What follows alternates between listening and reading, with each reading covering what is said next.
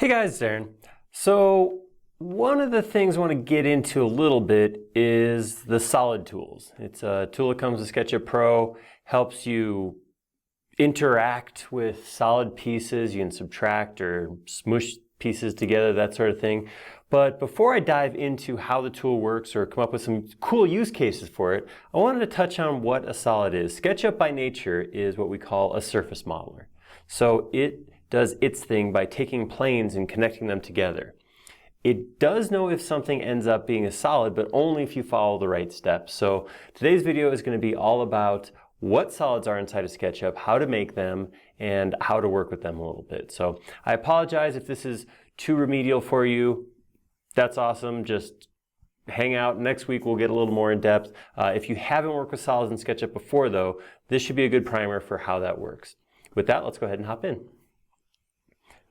All right, so let's start with the basics. This is an edge. Some people call it a line, but technically it is an edge. If I pick the edge, and I keep an eye a lot on right up here, entity info, you can see this is an edge. An edge cannot be used with any kind of solid tools. It is not a solid, it is just a line in space. So this edge, by definition, is not and cannot be a solid.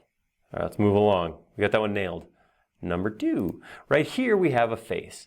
So the face is, of course, created by a series of edges closing in plane, creating a surface that we call a face. A face also cannot be considered solid.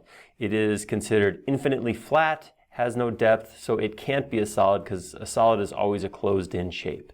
So a face, no matter what you do, can't be used in solid tools. It will never show up as being called a solid up here in entity info. Keep on moving along. Look at this right here. What do we have? We have a cube. So this is actually closed on all sides.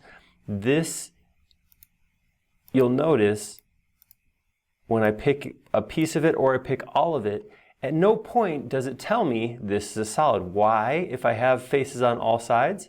Well, SketchUp needs to know when something is supposed to be considered as a solid piece. So the reason that these 6 faces don't come together to be a solid is that this is not grouped in any way. Right next to it, you guys are probably already figuring out where I'm going here. Right here, I have the exact same geometry, just copied over, selected all of it, right click, make a group, and that creates for us what it calls a solid group. So this is those same 6 surfaces of a cube, all connected together and put into a group. A group or a component can be considered a solid. So in this case, it's looking at this right here, and SketchUp knows this is a solid group. There's not a difference in group or component about what makes it a solid. That's the same whether it's either one, but only when that geometry closes completely will it consider it to be solid. And the best way to check is to pick on it and look in entity info. So one of the things that we have talked about is extensions, specifically an extension called Solid Inspector that will check and tell you if your selected geometry is a solid, and if not, why. So we have a video on that. I will link to that extension inspection down below, and you can watch that. It is a great extension. If you're going to be working in solids, it is kind of a must-have functionality. If you're working in the web-based software, SketchUp Free or SketchUp Shop, there's actually an integration of that functionality where you can actually select a group and run Solid Inspector right from within the native software. So Solid Inspector is a good tool to have. But let's talk a little bit more about what makes a solid and what doesn't. So let's hop over here a little bit more. All right, so this one right here, if I pick on it, you'll see it says group and not solid group because there's something going on with this geometry that prevents it from being solid. If I just look at it, sometimes, oh, hey, what's that? There's no bottom on it. So any opening in what we could call the mesh, the geometry of the group, will result in it not being solid. This is pretty obvious, right? I mean, you look at this, again, like we said, faces are infinitely thin. They don't have any volume to them. They have no thickness. This should be obvious why this does not close. To fix it, if I double click and come in here, I'm just going to draw a line along one of the edges, It'll put a new face in there. So nothing changes right now because I'm in context. So while I'm in context, it can't examine the group. I have to click out to leave the group. And then if I pick on it, it comes up and says solid group because now I have all those 6 faces of the cube, so it's closed. All right, let's move on. Let's look at this guy right here. Also a group, not a solid group. Let's flip around. Yeah, everything seems to be there. Everything I would expect is there. So why is this not considered a solid? Well, one of the ways to track down issues with solids is to take a look at what's on the inside. So if I turn on X-ray right now, I can see, oh, see that? I have an extra line segment in there. Everything in a solid group should be there only to create the exterior geometry. There should be no additional pieces, no additional lines, surfaces. If I have another face hanging off in space that doesn't connect with other faces to create closed geometry, if I have lines inside or outside of the geometry, those are all reasons that this will not be considered a solid. So this one right here is not solid because it has a line on the inside. So we'll fix that real quick too. I'm just going to poke my head through, select that, delete it. We'll come back out, deselect, and turn X-ray off. Pick it again, and it tells me, okay, now it is a solid group. All right. Hopefully that makes sense. We're going to go a little bit more complex here. So this group is actually a group of 2 pieces connecting. So these 2 cubes connect at this corner right here. It says it's not solid. Look at X-ray. No, everything looks good. So why isn't this a solid? So this is kind of a weird anomaly. This is a thing that happens sometimes. Like I was saying before, the way that it determines a solid is every single face is making up the outside of the solid shape. So that means each face connects on every side with one other face. So if I look at my cube right here, this top face connects to 4 other faces. Here, here, here, and here.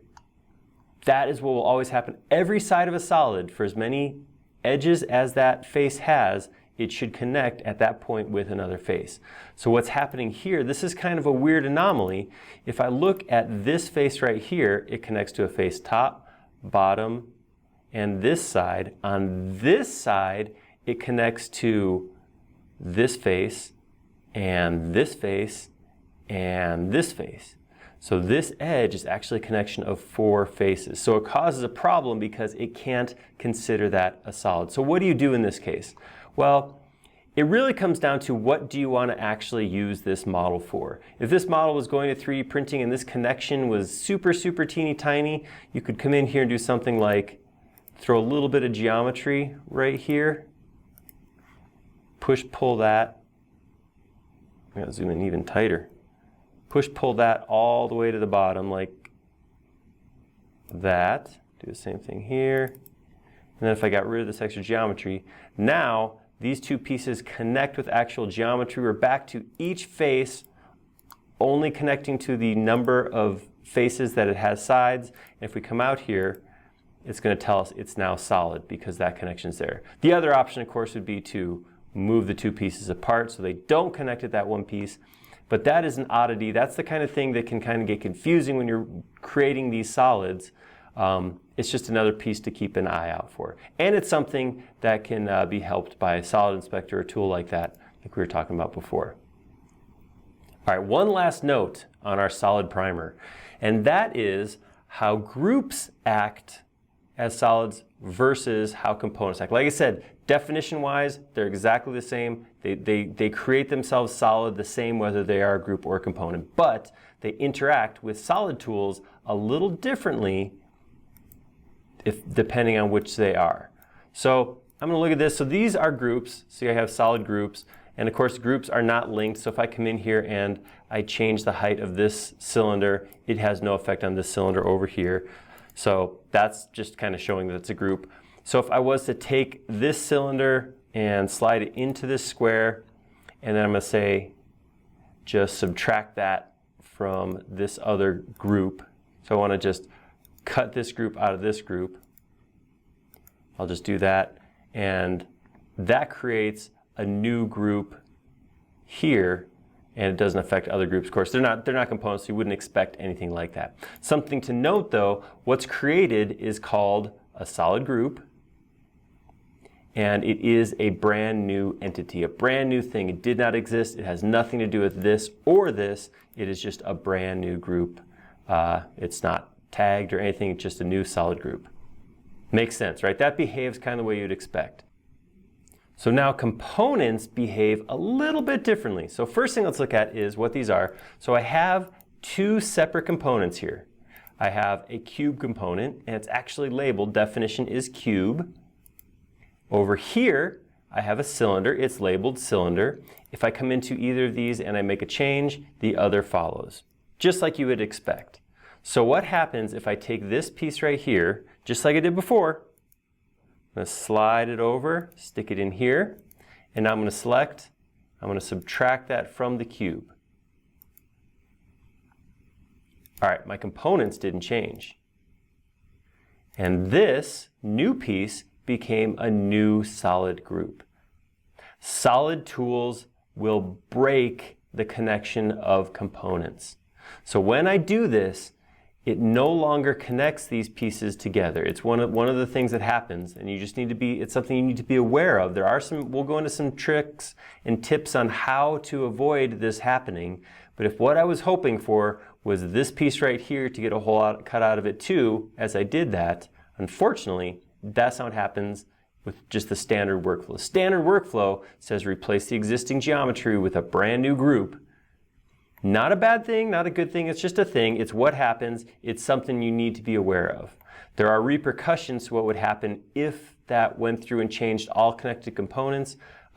This is how it functions, and we'll talk about what you can do to save yourself from unexpected behavior based on group and components being used with solid tools. So there we go. Like I said, it's a primer. It's an introduction. It's talking about what solids are inside of SketchUp and kind of how they work. From here, we're going to go on and start using solid tools and get into a little bit more of what they do, how they work, what to expect when using them. It's amazing to me. I talk to a lot of people who say, I still haven't really gotten into solid tools. A lot of people use the surface modeler as it is and don't get into using it. It is a different way to think than, you know, just drawing surfaces, so I understand it, but it's not something you should be afraid of. It's not something you should not use. There's a lot of cases where it's going to be very helpful and speed up your modeling process rather than drawing a bunch of surfaces. So keep an eye out for the next one. Next one we'll go into solid tools and get a little deeper with how to use solids inside of SketchUp. Did you like that? If so, go ahead and click on like down below. That way I'll know that you appreciate that I did that, I guess. And subscribe if you haven't already. We do a couple videos a week around here, and you'll be notified of them as they release if you're subscribed. Most importantly though, please leave a comment. We pretty much build out all of our content trying to do what you guys want to see. So if you leave us a comment, we'll know what you're looking for and hopefully make videos that satisfy what you're looking for. We like making these videos a lot, but we like them even more when they're showing something you want to see. Thank you.